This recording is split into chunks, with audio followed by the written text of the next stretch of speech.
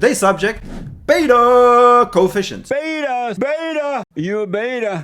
How sensitive are your stock or portfolio returns to changes in the overall market? How relatively risky is your portfolio compared to a given benchmark? These questions might seem abstract and theoretical, but using a web application that I built, I will walk you through practical examples where beta coefficients can be useful to investors, especially in times like these. The app is totally free to use. There's no need to download anything or any email sign up. Just click the link in the description that will bring you to the tool and you can use it right away. It's the first time designing an app like this and sharing it, so I'm excited to show you and looking forward to hearing your feedback in the comments. We will first briefly go through the necessary details to understand what betas are and how they're calculated, and later we will talk about some of the pitfalls and important limitations that one needs to be aware of. So for this first part, I recommend you to stick around, but if you really feel that you already know a lot about betas, regression, and statistics like R-squared, feel free to jump to the more practical examples that are in the timeline. To understand betas, let's first talk about its less expressive cousin, correlation. Correlation measures what degree two variables move up or down at the same time, and it's better understood with a real-world example. Comparing weekly returns of WU, an S&P 500 ETF, compared to one of its constituents, let's take Marsh McLennan for example, MMC, they do insurance services and consulting, we can see that MMC tends to have positive returns in tandem with the broad market, and the same holds true for negative returns as well. The correlation coefficient for this data is 73%, so it's quite correlated data set. Now doing the same for a different company, this time the publicly listed private equity firm KKR, we also see a similar correlation. But when we combine these data sets, we can see that even though both of these stocks have practically the same correlation coefficient, KKR seems to be more sensitive to movements in the benchmark ETF. Since correlation only tells us the direction of the relationship and not the magnitude of that direction, we need a different statistic to set these two apart. And this is where beta comes in. Beta tells us how our stock or portfolio moves in relation to a chosen benchmark, not just the direction, but also the magnitude. In other words, beta measures how sensitive our portfolio returns are to movements in the benchmark. Linking it back to our example, the betas for MMC and KKR are simply the slopes of these two trend lines. With the stock or portfolio beta of 1, it tends to move in sync with the benchmark. With the beta higher than 1, your portfolio returns are more sensitive to benchmark returns, acting like leverage for both positive and negative returns. Conversely, beta less than 1, the portfolio is less sensitive. In a sense, when using a broad market index as your benchmark,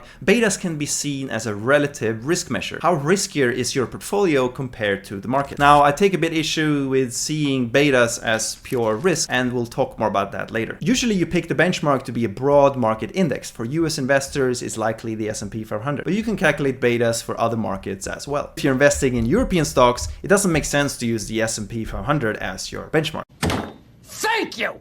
Now my app can actually take care of this concern, but more on that later. The standard method to estimate betas is to use regression. With regression, we're trying to estimate a linear relationship between the returns of a stock or portfolio with those coming from a benchmark. I actually ran 2 regressions already in our example we saw earlier, so this can be done very easily in Excel or Python. But how can we tell if the beta that we estimated is useful or not? For that, we need other statistics. The R-squared tells you how much of the variance in stock or portfolio returns is explained by the variance in the benchmark returns. Now this is quite important to check, right? Because you can have a beta estimate of 1 with a very, very low R-squared. That means that there's still a lot of variation in your portfolio returns that is not explained by the benchmark. So it's always good to look at these two statistics in parallel, the beta and the corresponding R-squared.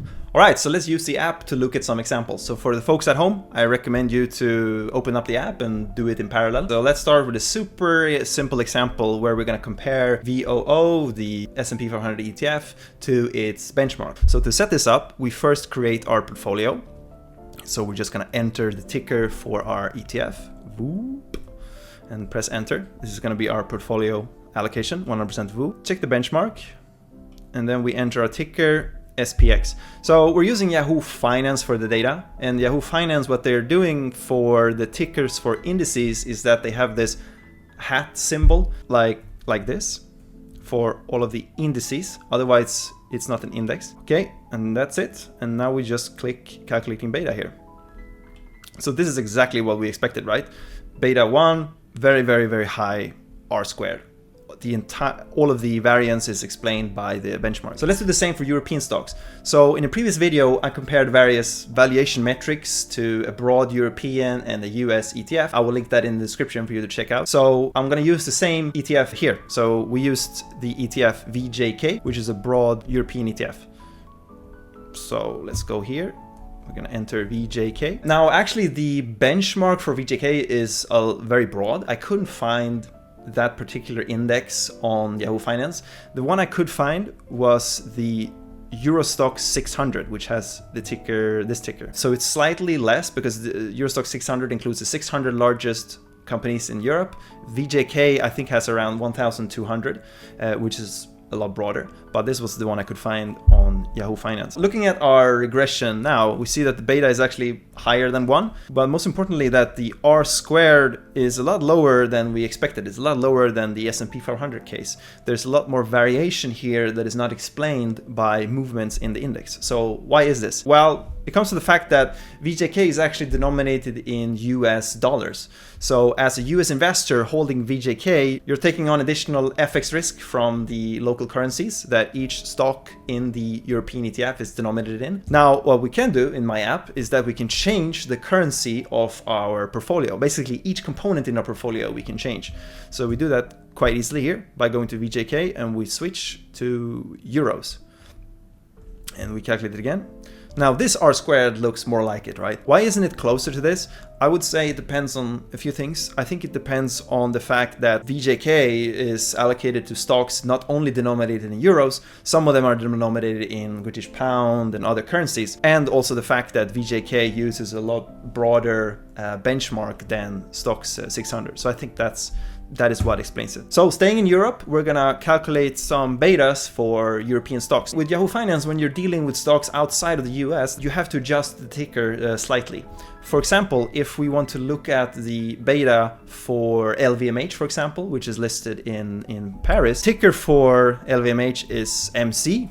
If I were to run the regression like this with just MC, Yahoo Finance is going to treat the MC ticker as a US stock, and that's going to be a completely different company. So what Yahoo Finance is doing is that after the ticker, you will put a dot and then an abbreviation or a key code for the exchange. Now you either remember all of these exchange codes, what's wrong with you?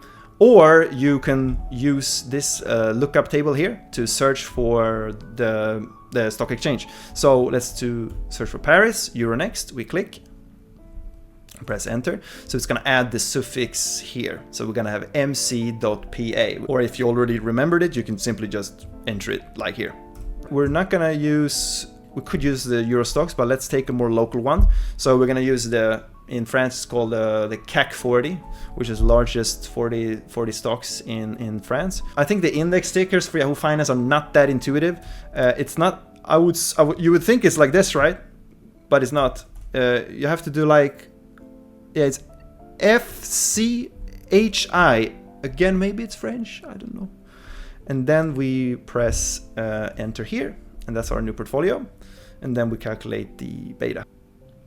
And we're gonna have the beta for LVMH compared to the CAC 40. And by the way, don't be put off by this R squared here. Remember that R squared tells us how much the variance in returns comes from the benchmark. Since we are calculating the beta of an individual stock here, we would expect the variance in returns to not only be explained by movements in the market. The stock can move because of individual company news or other reasons. Now, one thing you can do, which is kind of fun, you can calculate the beta for publicly listed portfolios from super investors like, Warren Buffett, Chris Hoon, Stanley Druckenmiller, etc. Using a website called Dataroma, you can look up the weights and you can put that into the portfolio. Note here that we're only looking at the current portfolio and using those current weights to estimate our historical beta. Since we don't have the historical portfolio allocations, we're not estimating the beta based on actual realized returns of Chris Hoon's portfolio, but instead we use historical hypothetical returns that assumes the portfolio looks like this. Now, if you want to have an ETF that has a higher beta than the S&P 500, this tool can help you finding those ETFs. ETFs. For ETFs with a higher beta than 1 compared to the S&P 500, you can look at QQQ, which is the ETF tracking the Nasdaq 100. For ETFs with a beta lower than 1, you can look at the Vanguard Value ETF, VTV. Looking at the historical beta, you can see that recently it's quite low. One thing you can do with this tool as well is to check how the real estate investment trusts moves with the US equity market. To check this, let's plug in a Vanguard real estate investment trust ETF. The ticker is VNQ. And then for the benchmark, let's take VTI, which is the broad US total stock market, and then let's calculate the beta. What I want to zoom in is this. When you look at the historical correlation for real estate investment trusts and VTI, comparing this to other conventional asset classes when we talk about diversification with equities, let's look at bonds, for example. We take BND ETF, the bond ETF. Like, the correlation with equities is a lot lower, and the same holds true if we look at gold, right? So let's look at gold. You see, correlation a lot lower. Now let's talk about some limitations with betas. First, I think betas can give you a false sense of security. The betas calculated here in this app only uses historical data. So in a market shock, correlations and relative volatilities will all change. And this will impact your beta exposure. Your true actual beta will drift away from the historical beta, the one that you can actually observe. Also, we have only looked at linear relationships here. For example, take a look at this data set and tell me the correlation coefficient. Is it positive or negative? How about this one? Or this one? Well, the correlation coefficient is actually 0 for all of them. This is because the correlation we're looking at here only measures a linear relationship. So this is important when you're doing your beta calculation. If you're doing beta calculation with a portfolio that includes options, for example, or other non-linear payoffs, the beta will not tell you the full story. Now, as I mentioned before, I don't really like to refer to beta as risk, because risk is a kind of a broad concept. It cannot be drilled down into one single number. A stock with exponential performance upwards will have a higher beta. That does not necessarily mean that we are taking on more risk. And this is of course made worse if you are looking at a wrong benchmark, a benchmark that doesn't really reflect your portfolio. So you will also get a different beta if you're using daily, weekly, or monthly returns in your calculation. Also, if you're looking at a rolling beta, your observation window will matter as well. In summary, even though betas comes with a lot of baggage and limitations, it can still be useful for investors to better understand their market exposures. But when looking at betas, make sure you understand how it has been calculated. What type of returns are you looking at? Weekly, monthly, etc. And also, what is the benchmark that has been used? Betas are not constant. They will change over time. Okay, that's the end. Make sure to check out the app. Let me know if you have any questions or if you want to add some more features. I could take a look at it depending on my schedule. But for now, thanks for watching, and please like the video. It really helps, and see you in the next one.